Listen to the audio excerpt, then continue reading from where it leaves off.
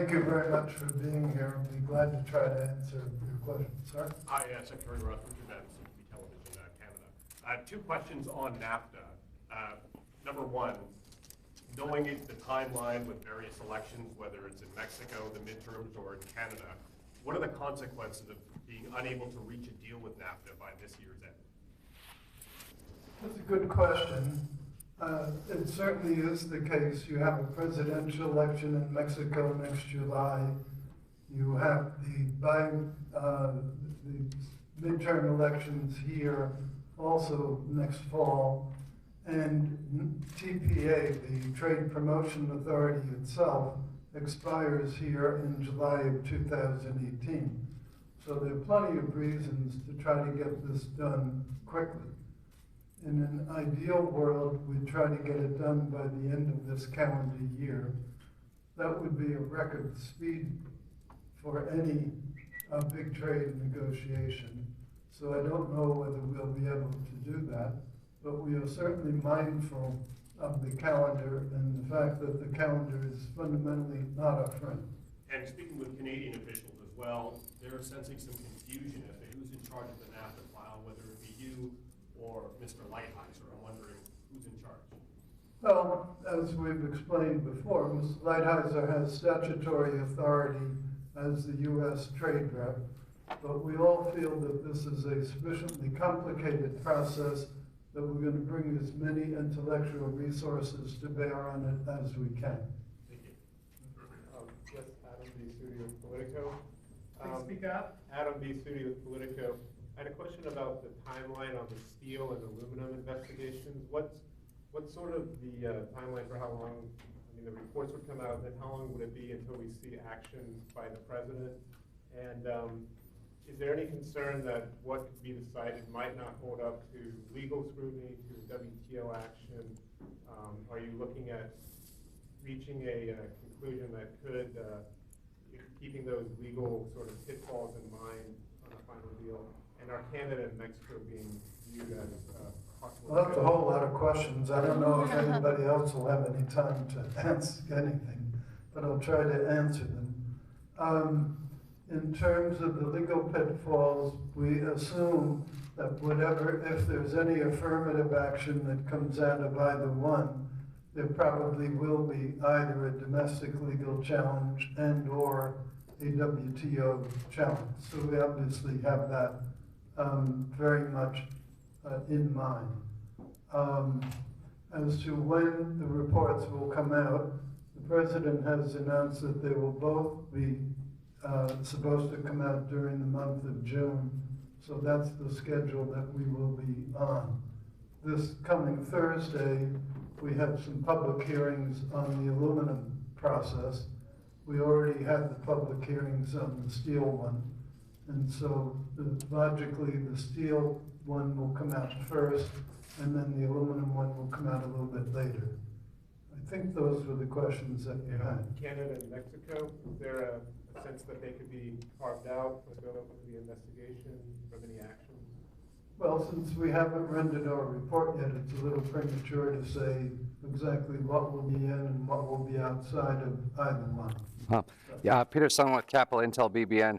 Would you welcome direct Chinese investment in U.S. steel manufacturing, either plants in Ohio? There are a few companies. Would you welcome that kind? We have a lot of Chinese investors here. Do they buy U.S. steel companies? I know there are a lot of Chinese investors here. I haven't heard which exact industries any of them might be interested in, but we have a whole CFIUS process here for approving foreign investment. About the CFIUS, Can you speak up? Joy from Caixin Media. About the CFIUS, you just mentioned, recently report said that there are some reform proposals going on, and there's, I think Secretary Mnuchin, he wants to restrict a lot of Chinese investment. So I was wondering, are you aware of these proposals? Should Chinese investors view this as a symbol of the future restriction on Chinese investment? Well, as I say, the only limitation in a formal sense that the U.S. has is the CFIUS process. That's an interagency activity chaired by Treasury, Commerce is also a participant in it, and I believe Department of Defense as well.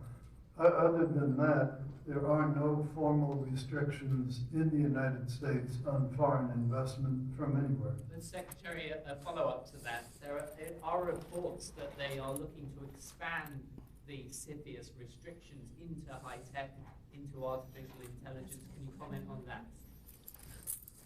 Well, there has been a lot of investment activity by China and by other countries in the high-tech space.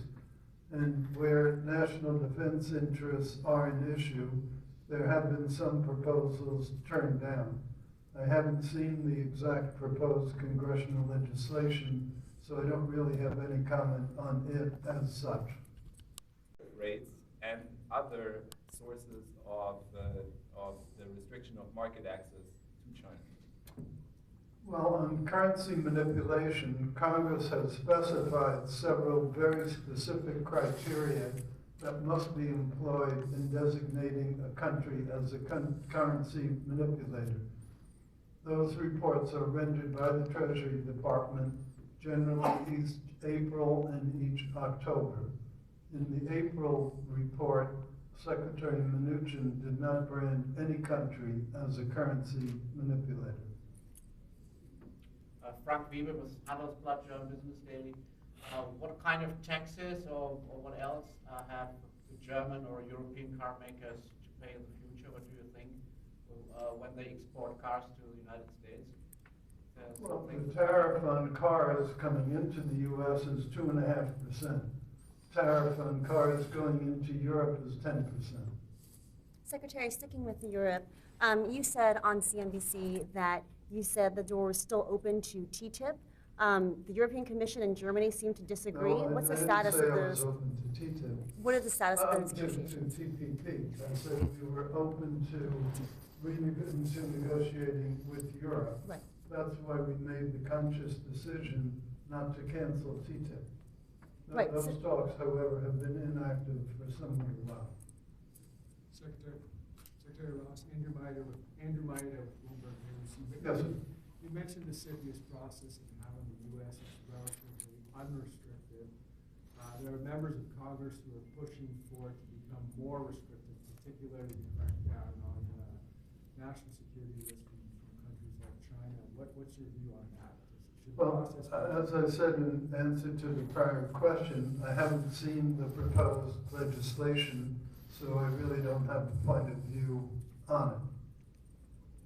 Secretary Megan Casella with Politico. On steel again, can you talk at all about what the scope of the investigation is targeting? Will it be fairly widespread or rather narrow and targeting a limited number of products? And then on 232 cases, you've mentioned in the past the idea, you've floated the idea in the past of additional cases. Can you comment at all on if there are more coming in any other industries? Well, as to the breadth of the investigations, in the notice that was sent out about the public hearings and about the whole process, we laid out the code numbers of the products that were involved. In the case of steel, it was quite a large number of products. I think it might have been 100 or something like that. Somewhat smaller range of products in aluminum simply because there are somewhat fewer big end uses. Mr. Secretary, Bill Lucia with Atlantic Media. I was wondering what the administration's position is on selling public infrastructure assets to foreign investors as part of reaching the $1 trillion goal that the president has for infrastructure investment. Well, I think infrastructure sales would also come into the whole CFIUS process. The first privatization that's been announced by the administration is that of the air traffic control system, and that would be following the Canadian model that would be sold to a nonprofit, presumably U.S. Corporation.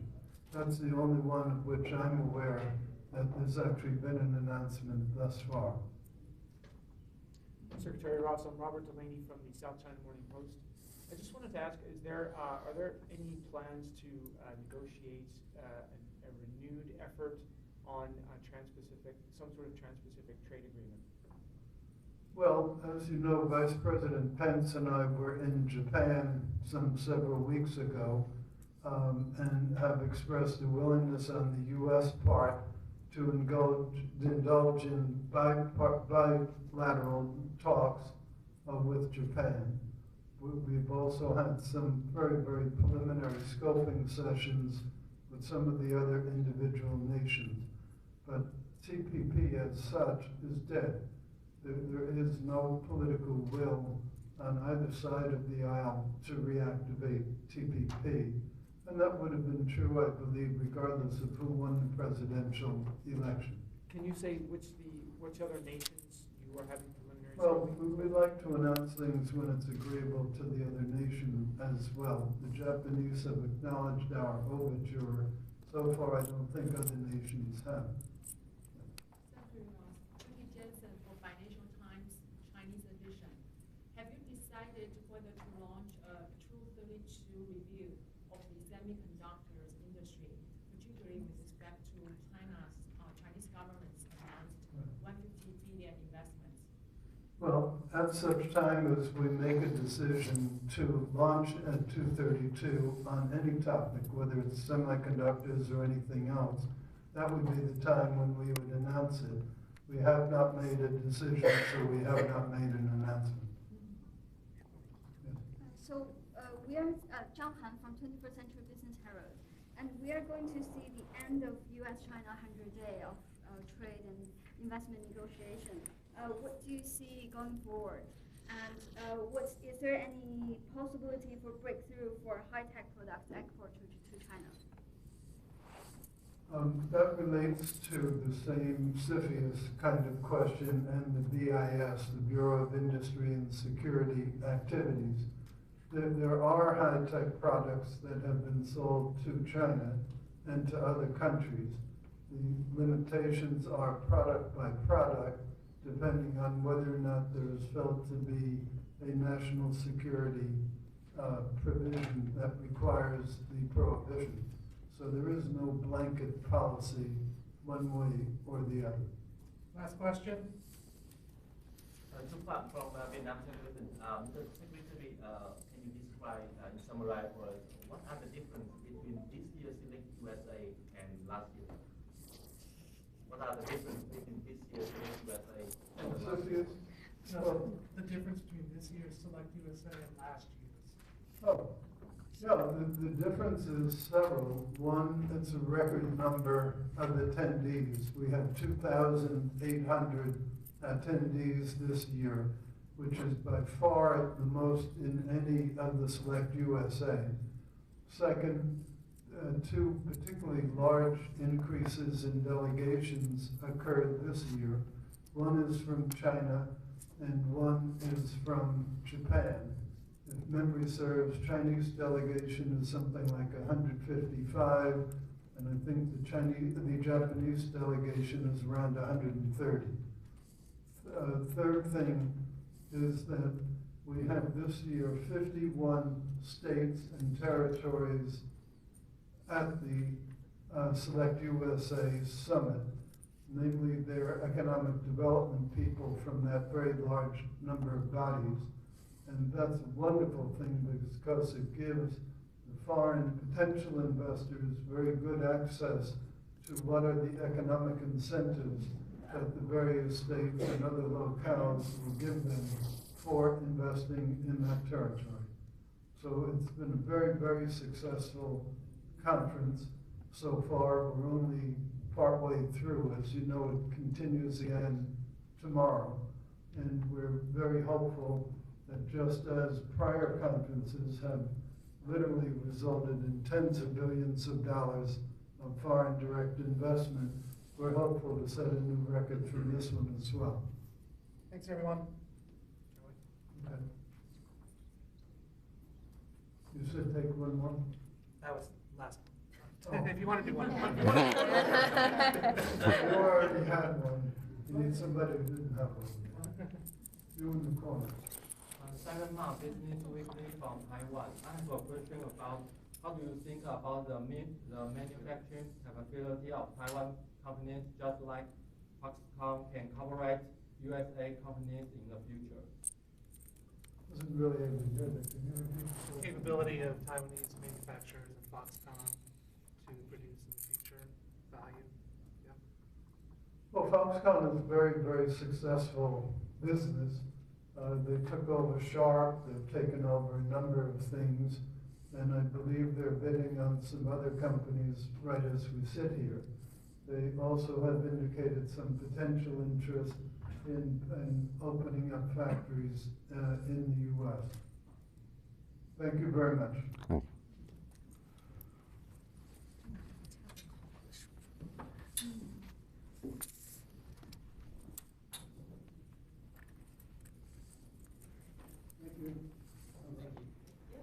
Hmm?